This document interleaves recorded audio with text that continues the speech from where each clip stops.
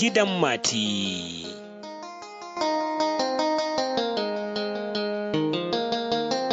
Labarin Gidan Mati kashi na farko.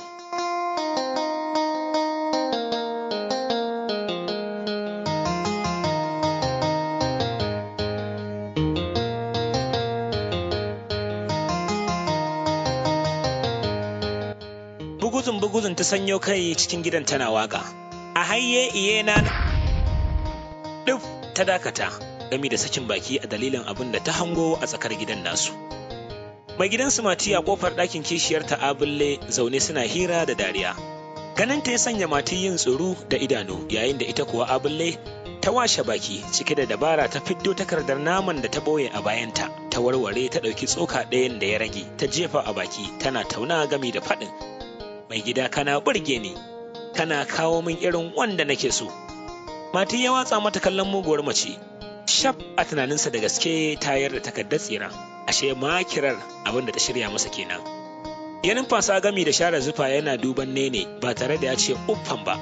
Nene wacce zuciyarta ta gama kaiwa bango, ta fusge mayafin kanta ta haɗiye miyan da ya taru a bakinta, tsabar na ranta ya biya. Ta ci ɗamara ta hau tafa hannu. Allah na gode maka da ka nuna min abin da ke faruwa a bayan idona.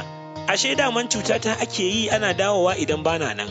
To yau dubunku ta cika Mati, yau sai an bambace tsakanin aya da tsakuwa. Jin haka ya sanya Mati miƙewa, ya hau faɗan ƙarfin hali da borin kunya. Ke ya isa, yi min shiru da ƙiƙiya kawai. Kin shigo gida ba sallama ba komai sai waƙen banza, sannan baki tsaya kin ji dalilin dawowa ta ba yanzu kishi zai kai ke baro ki. Kafin Nene ta samu bakin magana, Abulla ta saki wata dariya irin ta waɗanda duniya ta yi wa daɗi. Kai namiji, namiji aka ce buhun ƙaya. Sannan ka munafiki, ina ce mun fi awanni biyu tare, duk dai abin da za a yi sai dai a yi, don bana tsoron kowace mai yanayin kulɓa. Miji ne mun yi aurenmu na soyayya, muna zaune lafiya, yana kawo min kayan makulashe ko da kuwa ba kwana na ba, sai a mutu. Da jin haka Nena ta zabura, ta yi kanta tana faman surfa ruwan ashariya. Yau sai na naka saki, tsohuwar bazawara mai bin maza, sai dai wannan tsohon gurgun ya ƙara haifar wata. Ai sai suka shiga kokawa, Nena ta daddage ta bata kyakkyawan cizo. Wani ihu Abulla ta saki gami da faɗin kan ubancan, ta cafki jan gashin kan Nene mai kama da gemun ɗan akuya da ƙarfi, ta kuwa shiga ihu har zaninta na faɗuwa. Sai ga ta zir babu ko ɗan bante. Mati ya tafi da gudu ya ɗauki zanin, yana ƙoƙarin suturce ta ganin magulmatan maƙwabtansu wato gidan Delu da gidan Shafa har sun soma leƙe ta katanga. Menene haka?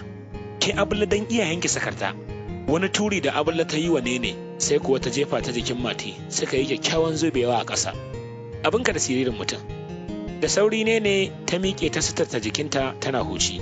Tana faɗin, shekiya mai kalar mayu, zan yi maganinki a gidan nan, za ki san kin shigo gidan Nene. Wani banzan harara Abulla ta watsa mata sa'irin da take gyara zaman rigarta. Yanzu aka fara tashin hankula a gidan nan, muddin ba za ki fita harkata ba. Mace bata ajiye komai ba, sai ta ci ta yasar da katon kashi a masai. Wara ne, tunda ko ba komai na yi bari, an ga shaida.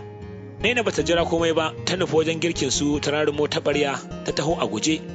Ai Abulla na ganin haka ta faɗa ɗakinta. Gashi ta kasa ɗage labulen ƙofar. Haka nan kawai ta tura ƙyaura. Nena ta tsaya tana huci ganin Mati ya sha gabanta. Shegiya kai, ashe ke 'yar iskar ƙarya ce. Yo ki tsaya mana idan ban nakasta ki ba a nan. Haba ne, ya isa haka. Mu je daga ciki kiji. Faɗin Mati hankali a tashi, dan shi har ya rasa ma yadda zai yi ga makwabtan 'yan gulma na ta kallo. Haba ki kuwa ne, ki yi haƙuri mana. Faɗin da yake nan cike da tsegumi. Wani bazan kallo ne ta watsa mata, sai lokacin ta lura da tarin magulmatan makwabtansu da ke leke. Kai, Allah ya tsare mu da munafukai. Mutane ba su ajiye komai ba banda munafunci da gulma. Daɗin abin dai, mijina bai taɓa jibgata ba, kuma bai taɓa haikewa wata ba. Delu wacce ta san ita miji ke jibga ta ja tsaki ta ce, oho dai, duk a cikin so ne. Daga nan ta bar leƙen tare da 'yan matan yaranta uku. Ita Shafa salin alin ta sauka bata ce uffan ba. To ina bakin magana? Tunda ta san da gaske mijinta kwarto ne na akwatanta. Da ƙyar dai Mati ya kashe rigimar tare da alƙawarin zai kawo mata nata kunshin tsiran.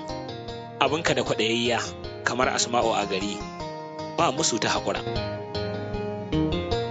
Kuna sauraron wannan labari ne daga shafinmu na ragaya.com. Domin samun ci gabansa ko wasu labaran, za ku iya ziyartar mu a ragaya.com ko ragaya a Facebook ko ragaya a Twitter ko ragaya a Instagram. Ragaya matattarar marubuta.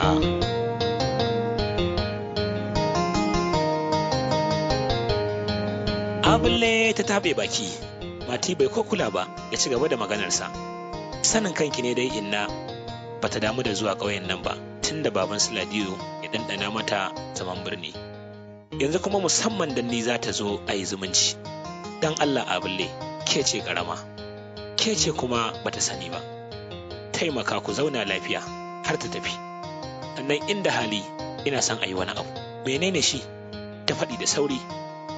Ya yi shiru sai kuma ya numfasa ya sassauta murya. Ƙaryar ciki. Gaba ɗaya ta zaro idanu tana dubansa, ta murza bajajjen hancinta. Yi min gwari-gwari dai. Ya hau bayani. Ina ta sanar min cewa muddin ta tarar ke ma baki da ciki, to lallai za a samu matsala. Don kuwa sai na sake ki na yi wani auren. Ni kuma kin san dai ina son ki, ina son zama da ke. Dan tsaya Mati, shi kenan wannan abu mai sauƙi ne zan yi, sai dai menene ribar? Wacce kyautar bajantar za ka samu bayan hakan? Na san halanka ba ka aikin banza. Ya yi ‘yar dariya ya shafi sumarsa. Kai abuta wata kaina, kina da saurin fahimta kam. To bari ki ji.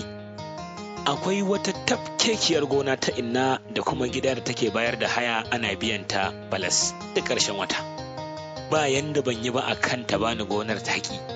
To ta tabbatar min za ta bani har da ƙarin gidan nan ya zama mallakin jikanta.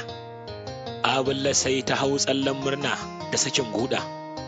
Mati ya rufe mata baki a tsorace. Ke ki rufa mana asiri kada waccan ta ji. Tunanowa da Nina da ta yi ya sa ta saurin sai ta kanta.